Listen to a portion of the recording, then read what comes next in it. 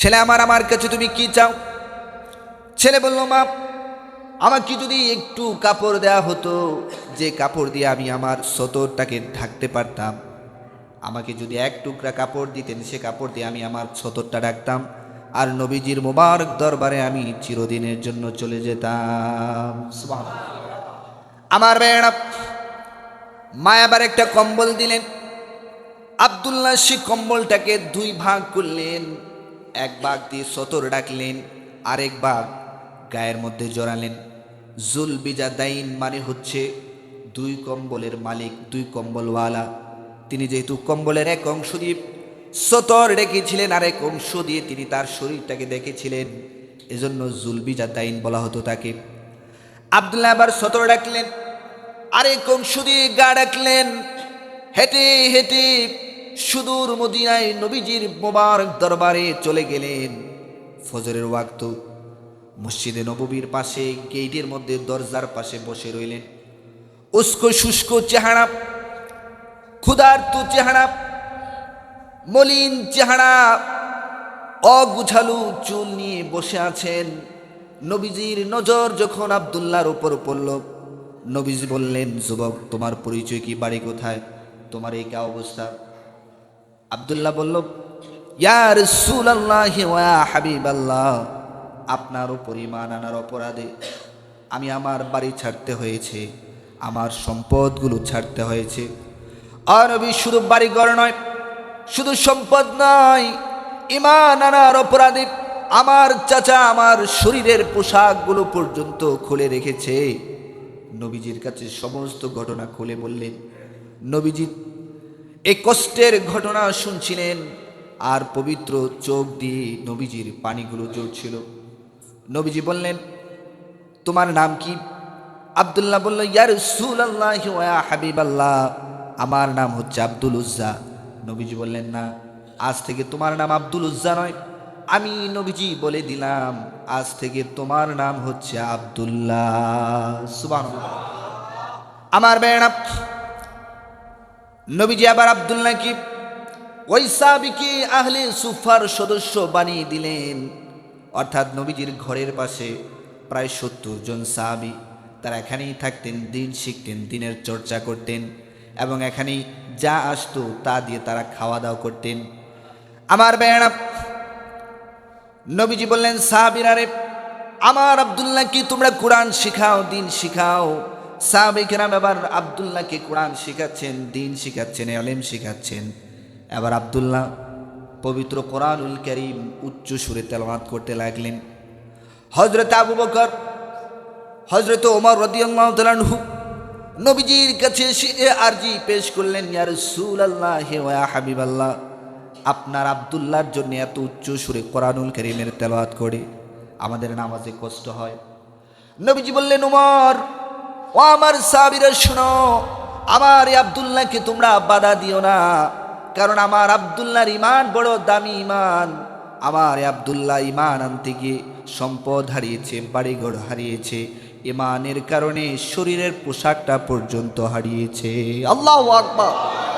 হাজিরিন, আমরা সবাই সময় মতো মসজিদে আসতে পেরে আমরা খুশি না বেজার?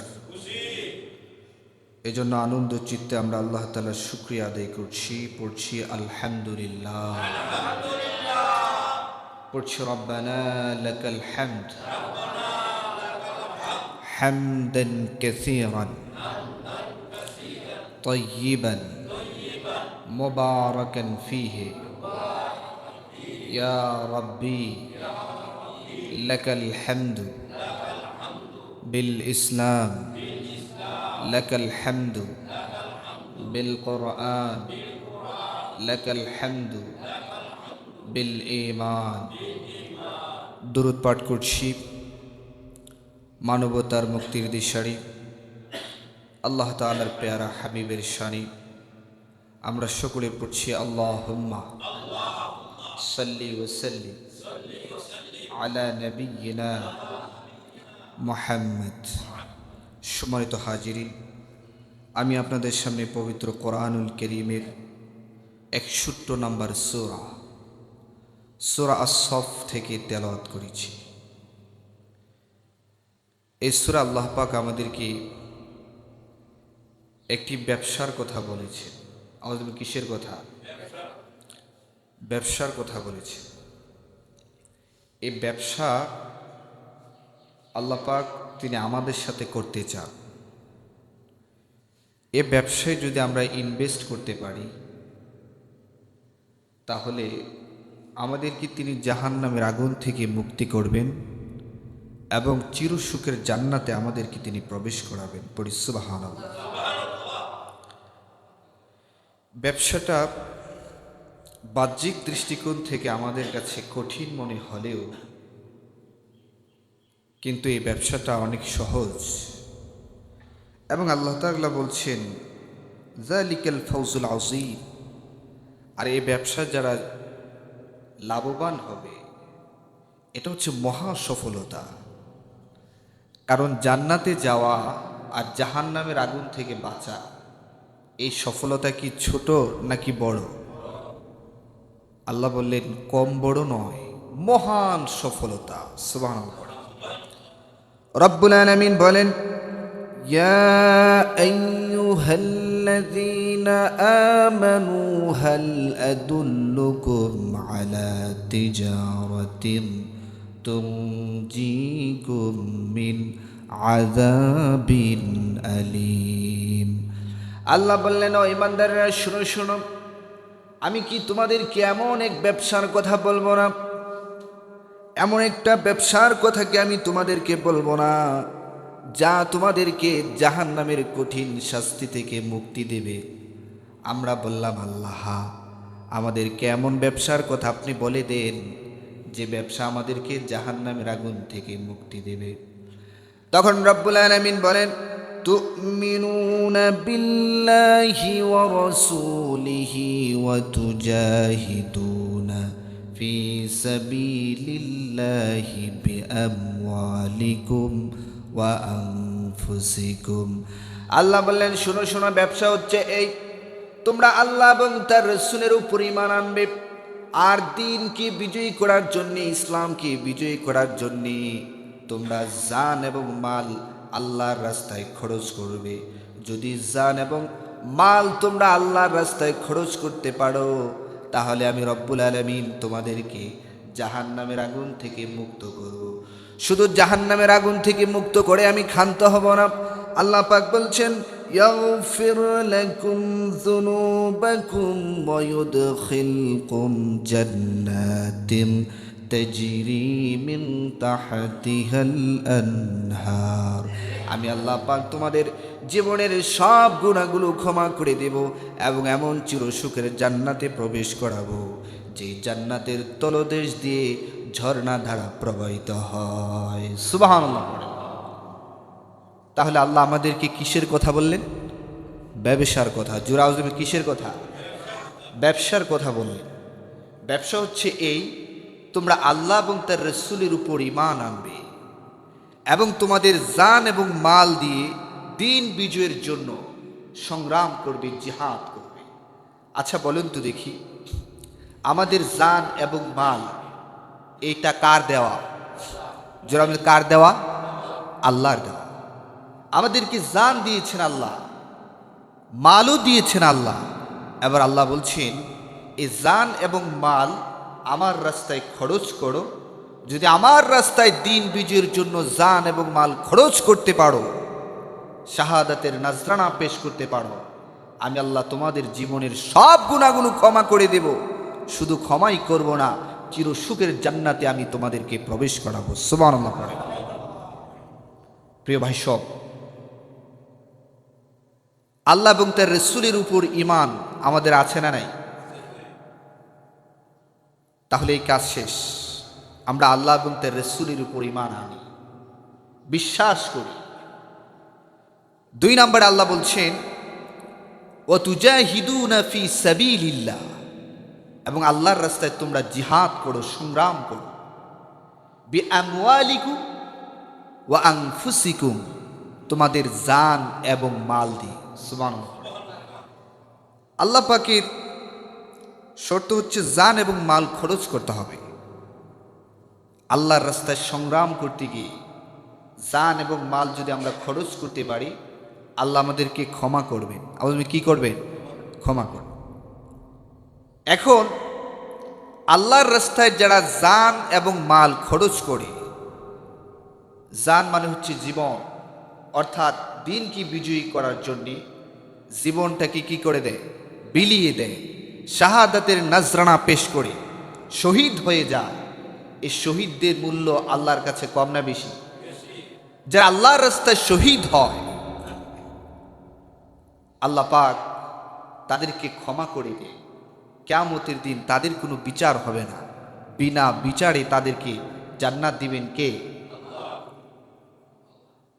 যারা আল্লাহর রাস্তায় জান এবং মাল খরচ করে যারা শহীদ হয়, তাদের মৃত্যুটা নবীজি বলেছেন যে পিঁপড়া কাটলে পড়ে যে যন্ত্রণা হয়, যারা আল্লাহর রাস্তায় শহীদ হয় তাদের যন্ত্রণা এর চেয়ে বেশি কিছু নয়। সুবহানাল্লাহ। এবং যারা কালেমার পতাকাকে উড্ডীন করার জন্য, বিজয়ী করার জন্য যারা শহীদ হয়, আল্লাহ রাব্বুল আলামিন তাদেরকে কিয়ামতের দিন যে অবস্থায় মৃত্যুবরণ করেছে ওই অবস্থায় তাদেরকে উঠাবে এবং জিজ্ঞেস করবেন, আমার জন্য কি করেছ? শহীদ সেদিন বলবেন, আল্লাহ তোমার কালেমার পতাকাকে উড্ডীন করার জন্য, বিজয়ী করার জন্য জীবনটা দিয়েছি। তখন আল্লাহ বলবেন, যাও, তোমাকে আমি ক্ষমা করে দিলাম। বিনা হিসেবে আল্লাহ পাক সেদিন শহীদকে জান্নাত দিয়ে দিবেন। সুবহানাল্লাহ। এজন্য রব্বুল আলামিন বলেন, ওয়ালা তাকুলু লিমান ইউকতালু ফি সাবিলিল্লাহি আমওয়াত বাল আহইয়াউ ওয়ালাকিন লা তাশউরুন। আল্লাহ বললেন, খবরদার, খবরদার, দিনের রাস্তায় যারা শাহাদাত বরণ করে তোমরা তাদেরকে মৃত বলো না, বরং তারা জীবিত। ওয়ালাকিন লা তাশউরুন, কিন্তু তোমরা তা উপলব্ধি করতে পারো না।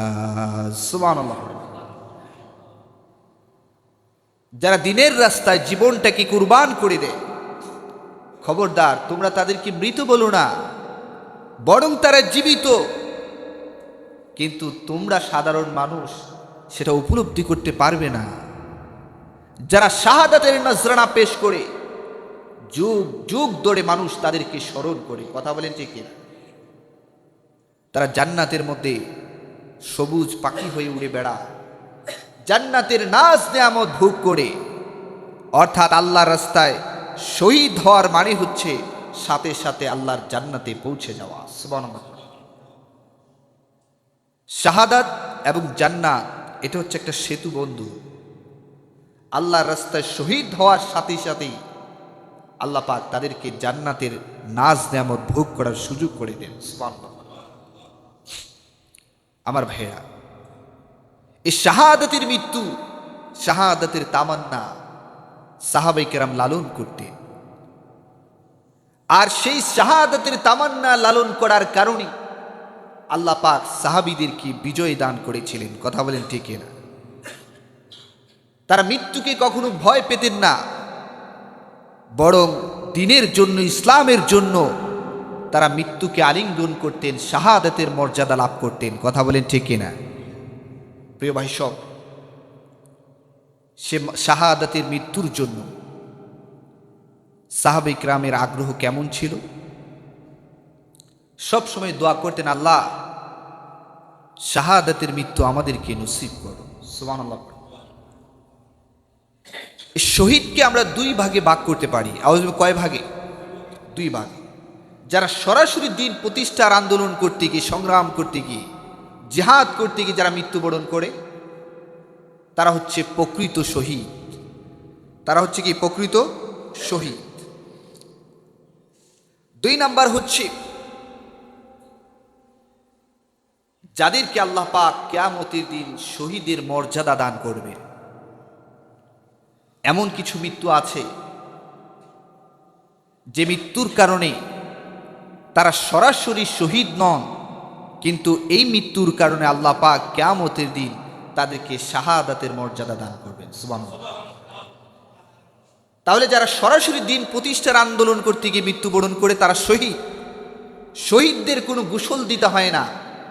যে অবস্থায় শাহাদাত বরণ করে ওই অবস্থায় তাদেরকে জানাজা করে দাফন দিতে হয়। কিয়ামতের দিন ওই অবস্থায় উঠবে, আল্লাহ পাক বিনা হিসেবে তাদেরকে জান্নাত দিয়ে দেবেন। সুবহানাল্লাহ। আর যাদেরকে নবীজি শহীদের মর্যাদা দিবেন বলে ঘোষণা করেছেন, তাদেরকে আল্লাহ পাক কিয়ামতের দিন ওই শহীদদের মতো মর্যাদা দিয়ে জান্নাত দান করবেন। সুবহানাল্লাহ। সেটাকে বলা হয় বিধানগত শহীদ। আমার ভাইয়েরা, যেমন ইসলামী রাষ্ট্রের সার্বভৌমত্ব রক্ষার জন্য সীমান্ত রক্ষী আছে না নাই? ইসলামী রাষ্ট্রকে পাহারা দিতে গিয়ে সার্বভৌমত্ব রক্ষার জন্য যারা মৃত্যুবরণ করে, নবীজি বলছেন তারাও শহীদ। কিয়ামতের দিন আল্লাহ পাক তাদেরকে শাহাদাতের মর্যাদা দান করবেন। সুবহানাল্লাহ। 2 নম্বরে নবীজি বলছেন যারা শাহাদাতের তামান্না নিয়ে আল্লাহর কাছে দোয়া করে, যে অবস্থায় তাদের মৃত্যু হোক, আল্লাহ পাক কিয়ামতের দিন তাকে শাহাদাতের মর্যাদা দান করবেন। সুবহানাল্লাহ। শাহাদাতের মর্যাদা কি?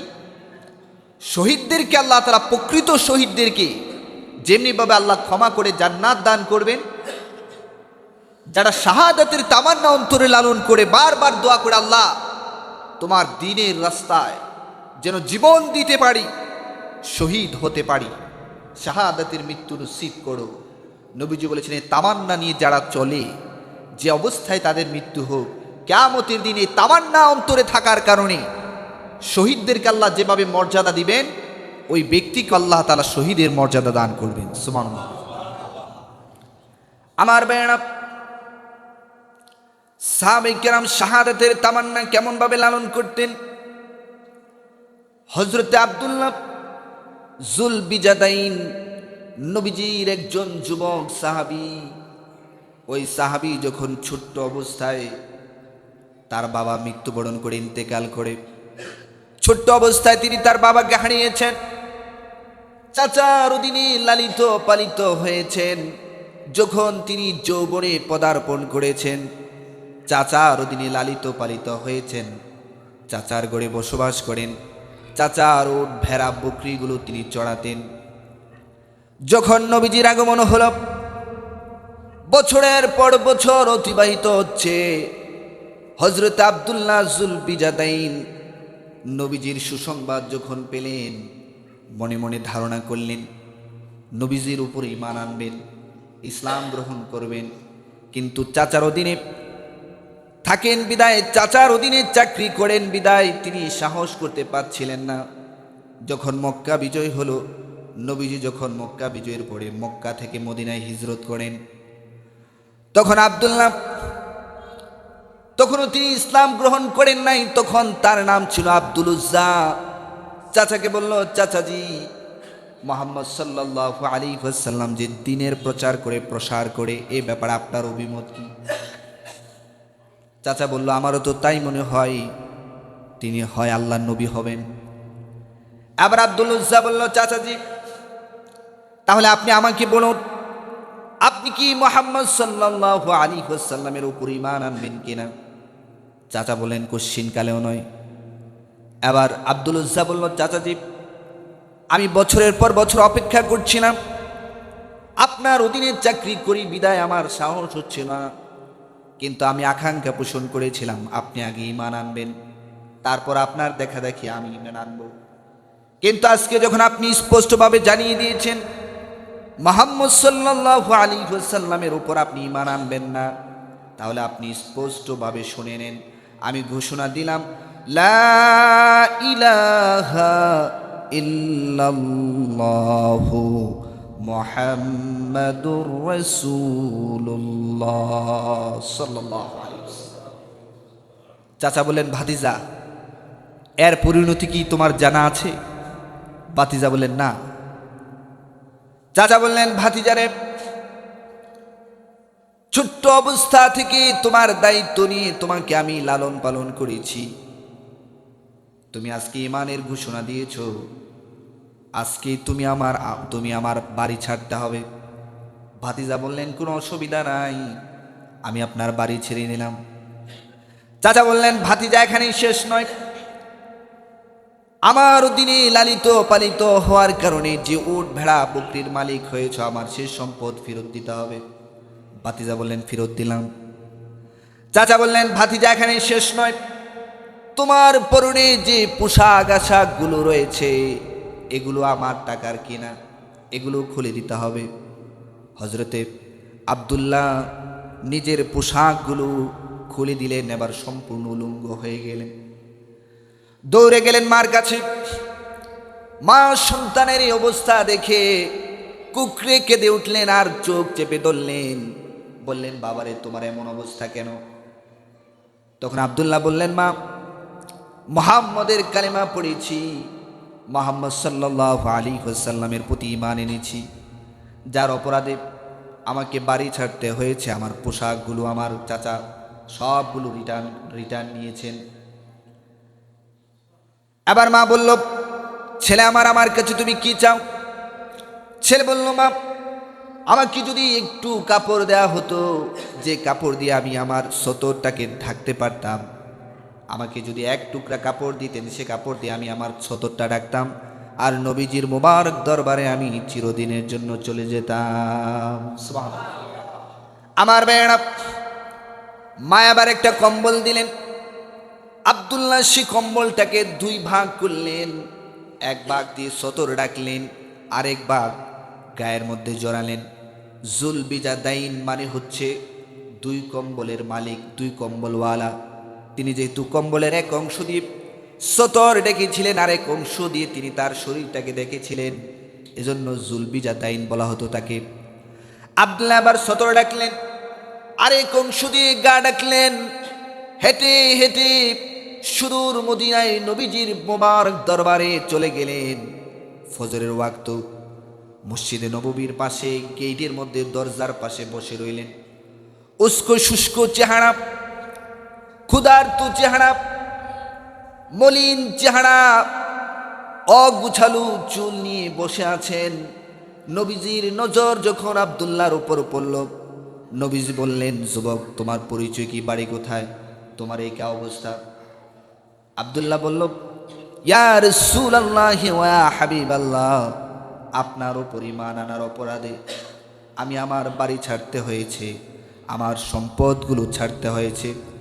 আর নবী, শুধু বাড়িঘর নয়, শুধু সম্পদ নয়, ঈমান আনার অপরাধে আমার চাচা আমার শরীরের পোশাকগুলো পর্যন্ত খুলে রেখেছে। নবীজির কাছে সমস্ত ঘটনা খুলে বললেন। নবীজি এই কষ্টের ঘটনা শুনছিলেন, আর পবিত্র চোখ দিয়ে নবীজির পানিগুলো ঝরছিল। নবীজি বললেন, তোমার নাম কি?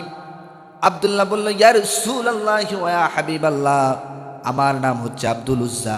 নবীজি বললেন, না, আজ থেকে তোমার নাম আব্দুল উজ্জা নয়, আমি নবীজি বলে দিলাম, আজ থেকে তোমার নাম হচ্ছে আব্দুল্লাহ। সুবহানাল্লাহ। আমার বেড়া নবীজি আবার আব্দুল্লাহ কি ওই সাহাবীকে আহলে সুফার সদস্য বানিয়ে দিলেন। অর্থাৎ নবীজির ঘরের পাশে প্রায় 70 জন সাহাবী, তারা এখানেই থাকতেন, দিন শিখতেন, দিনের চর্চা করতেন, এবং এখানেই যা আসতো তা দিয়ে তারা খাওয়া দাওয়া করতেন। আমার বেড়া নবীজি বললেন, সাহাবীরা রে, আমার আব্দুল্লাহকে তোমরা কোরআন শিখাও, দিন শিখাও।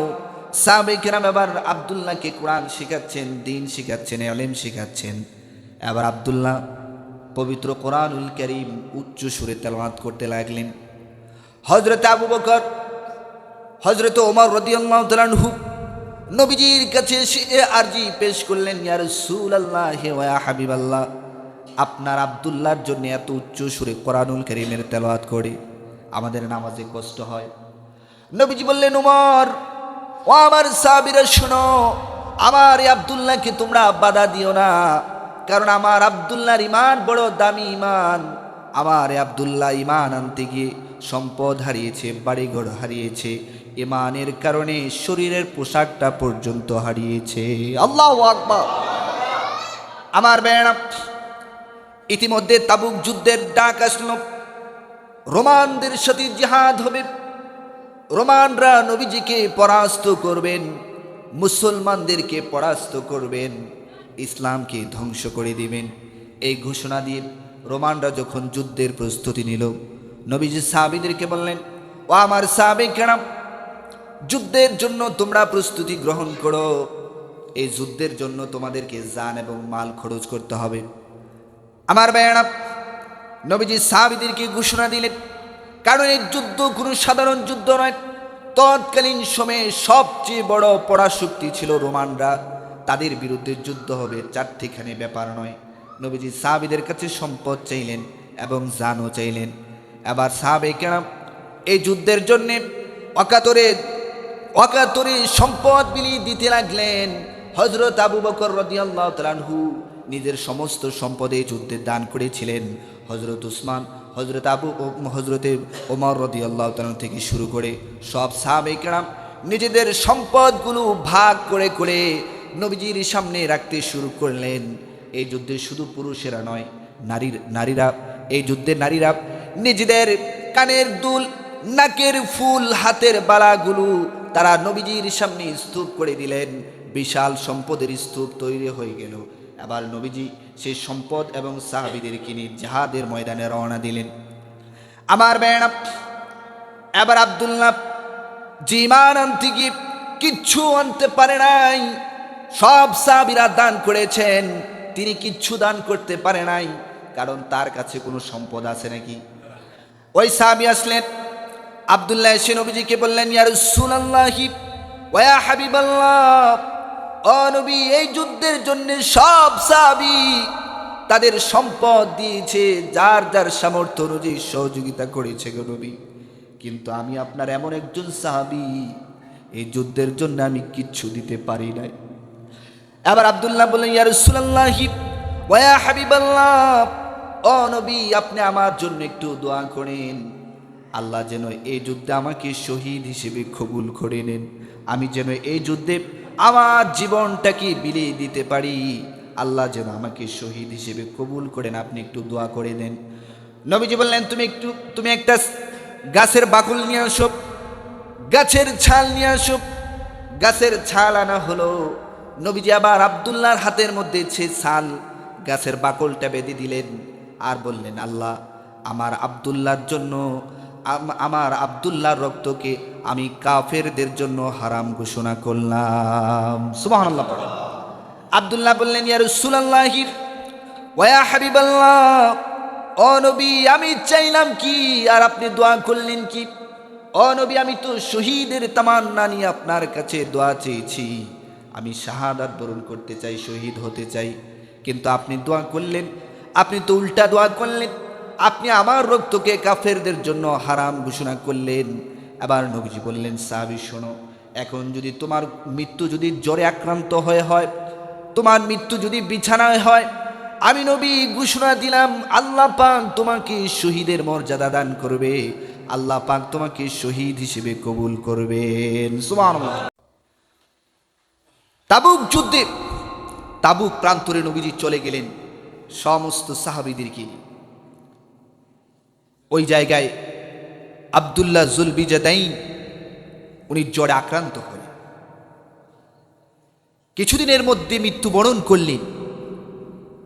নবীজি বললেন, সাহাবীরা, আমার আব্দুল্লাহর জন্য তোমরা কাফন দাফনের ব্যবস্থা করো। আমার ভাইয়েরা, সন্ধ্যা নেমে পড়ল, রাতের বেলায় জানাজা হবে, দাফন কাফন সম্পূর্ণ হবে। নবীজি ঘোষণা দিলেন, আমার আব্দুল্লাহর জন্য তোমরা দাফন কাফনের ব্যবস্থা করো। জ্বরে আক্রান্ত হয়ে জিহাদের ময়দানে জ্বরে আক্রান্ত হয়ে মারা গেলেন। সাহাবায়ে কেরাম কবর খনন করলেন, নবীজি নিজেই জানাজার ইমামতি করলেন। আবার দাফন কাফন সম্পূর্ণ হবে। নবীজি আবার হযরত বেলাল রাদিয়াল্লাহু তাআলা আনহুকে দায়িত্ব দিলেন। হযরতে বেলাল একটা আলোর মশাল নিয়ে কবরের পাশে দাঁড়িয়ে আছেন। নবীজি স্বয়ং নিজে কবরে নামলেন। হযরত ওমর, হযরত আবু বকর আব্দুল্লাহ যুলবিজাদাইনের লাশটাকে কাঁধে করে নিয়ে যাচ্ছেন। নবীজি বললেন, সাহাবীরা রে, তোমরা তোমার ভাইয়ের প্রতি আদব দেখাও, খবরদার বেয়াদবি করো না। তোমরা তোমার ভাইয়ের লাশটাকে আমার হাতে তুলে দাও। হযরত আবু বকর, হযরত ওমর দুজনে মিলে নবীজির হাতে লাশটাকে তুলে দিলেন। নবীজি আবার লাশটাকে কবরের মধ্যে শুইয়ে দিলেন, মাটি দেওয়া হলো। আবার নবীজি আল্লাহর কাছে 2 হাত তুলে দোয়া করলেন, রব্বুল আলামিন, আজ সন্ধ্যা পর্যন্ত আমি আমার আব্দুল্লাহর উপর রাজি এবং খুশি ছিলাম। রব্বুল আলামিন, তুমিও আমার আব্দুল্লাহর প্রতি রাজি এবং খুশি হয়ে যাও। আমার আব্দুল্লাহকে তুমি শহীদ হিসেবে কবুল করে নাও। সুবহানাল্লাহ। হযরত আবু বকর পাশে দাঁড়িয়ে আছে, আফসোস করে বলছে, আজকে যদি এই কবরে আব্দুল্লাহর লাশ না হয়ে আমার লাশটা হতো, আমি সৌভাগ্যবান হয়ে যেতাম। সুবহানাল্লাহ। কারণ যিনি কবরে নেমেছেন তিনি সাধারণ কোনো মানুষ নন, তিনি হচ্ছেন সকল নবীদের নবী, 2 জাহানের বাদশা মুহাম্মাদুর রাসূলুল্লাহ। কথা বলেন ঠিক না? যারা কাঁধে করে কবরে নামিয়েছেন তারা সাধারণ কেউ নন। একজন হচ্ছেন আবু বকর, আরেকজন হচ্ছেন হযরত ওমর রাদিয়াল্লাহু তাআলা আনহুমা। যিনি আলো নিয়ে দাঁড়িয়েছিলেন তিনি হচ্ছেন ইসলামের প্রথম মুয়াজ্জিন হযরতে বেলাল হাবশী রাদিয়াল্লাহু তাআলা আনহু। সুবহানাল্লাহ পড়বেন না? আর কোন সাহাবীর জানাজায় এমন দৃশ্য দেখা যায়? আমার ভাইয়েরা, এই ছিল সাহাবীদের অন্তরে আল্লাহর রাস্তায় জান এবং মাল বিলিয়ে দেওয়ার তামান্না। দিন বিজয় এমনি এমনি হয় নাই, বরং দিনকে বিজয়ী করার জন্য সাহাবায়ে কেরাম জান এবং মাল খরচ করার জন্য প্রতিযোগিতা করেছেন, শাহাদাতের মৃত্যুর জন্য দোয়া করেছেন। আমার ভাইয়েরা, আজ যদি আমরা শাহাদাতের তামান্না নিয়ে চলি, শাহাদাতের তামান্না যদি অন্তরে লালন করি, তাহলে আমাদের মৃত্যু যদি বিছানার মধ্যেও হয়, তাহলে আমাদেরকে শহীদি মর্যাদা দিতে পারেন একজন, তিনি কে? তিনি কে? কিন্তু এই তামান্না কি এখন আমাদের আছে? এই তামান্না আছে যে দিন প্রতিষ্ঠার জন্য জান দেব, মাল দেব? এই তামান্না এখন আমাদের মধ্যে নাই। কথা বলেন ঠিক না? প্রিয় ভাই সব, এই জন্য নবীজি ভালো মৃত্যুর যতগুলো লক্ষণ বলেছেন, এর মধ্যে প্রধানতম মৃত্যু হচ্ছে শাহাদাতের মৃত্যু। তাহলে কালিমার পতাকাকে উড্ডীন করার জন্য, দিন প্রতিষ্ঠার জন্য যারা জান দেয় তারা হচ্ছে প্রকৃত শহীদ। তাদের কোনো হিসাব হবে না, বিনা হিসেবে জান্নাতে পৌঁছে দেবেন কে? আবার কিছু কিছু মৃত্যুকে নবীজি বলছেন এই মৃত্যুগুলো এমন মৃত্যু, এই মৃত্যুগুলোর কারণে কিয়ামতের দিন প্রকৃত শহীদদেরকে আল্লাহ যে মর্যাদা দিবেন, তাদেরকে আল্লাহ পাক সেই মর্যাদা দিবেন। সুবহানাল্লাহ পড়ে। নবীজি যে সকল মৃত্যুকে শহীদি মৃত্যু বলেছেন, এর মধ্যে 1 নাম্বার হচ্ছে যে ব্যক্তি শাহাদাতের তামান্না অন্তরে লালন করে, যে অবস্থায় মৃত্যু হোক আল্লাহ পাক তাকে শহীদের মর্যাদা দান করবেন। সুবহানাল্লাহ। 2 নাম্বার, জালেমের বিরুদ্ধে লড়তে গিয়ে যে ব্যক্তি মৃত্যুবরণ করে, নবীজি বলছেন সেও শহীদ, তাকেও কিয়ামতের দিন শাহাদাতের মর্যাদা দিবেন কে? প্রিয় ভাই সব, আপনারা দেখেছেন জালেমদের বিরুদ্ধে প্রতিবাদ করতে গিয়ে গত বছর গণ অভ্যুত্থানে অনেক যুবক, অনেক মানুষ শাহাদাত বরণ করেছেন। কথা বলেন ঠিক না? জালিমদের জুলুমের প্রতিবাদ করতে গিয়ে যদি কারো মৃত্যু হয়, নবীজি বলছেন এটা হচ্ছে শাহাদাতের মৃত্যু। সুবহানাল্লাহ।